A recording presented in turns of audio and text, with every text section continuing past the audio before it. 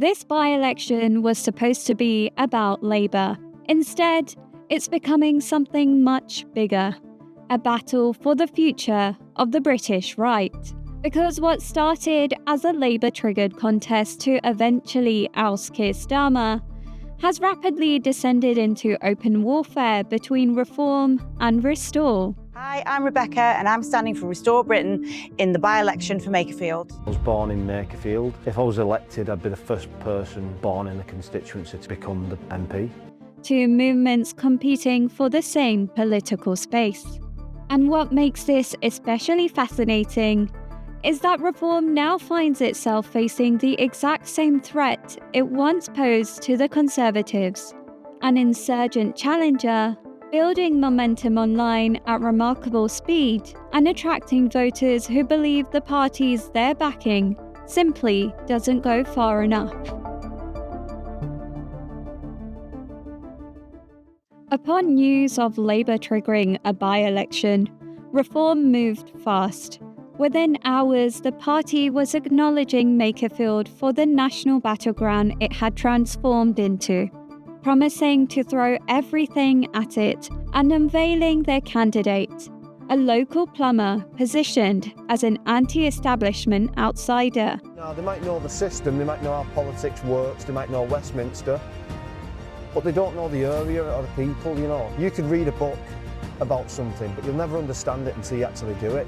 For Reform, this was another chance to prove they could convert online energy into real electoral power, just as they had at the local elections. But there is a problem.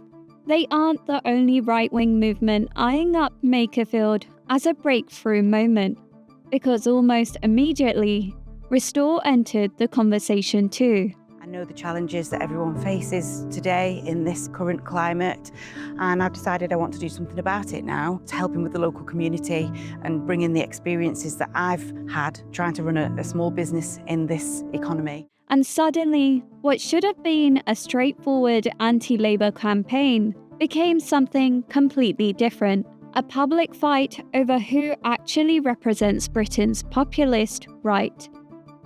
At a time when Reform is enjoying its strongest momentum yet, and reaching levels of mainstream popularity few would have predicted just a few years ago, British politics is increasingly being framed as a two-horse race between Labour and Reform. And Nigel Farage will be hoping Makerfield delivers another statement of intent. But there's a problem. Restore, Rupert Lowe's radical rival movement, born from his acrimonious split with Reform, also entered the race. The prospect of two right-wing parties on the ballot risks splitting the anti-Labour vote and handing the seat straight back to Labour. What we're seeing in Makerfield may be a preview of a conflict that will shape the next Parliament, a battle not between left and right, but between the two rival movements competing for ownership of the British right. Can Reform consolidate itself as the single dominant force outside the Conservatives? Can Restore become a genuine competitor? And more importantly, what happens if the right fragments faster than it can unite? Because Labour benefits every single time these factions turn on each other. And right now, that's exactly what's happening.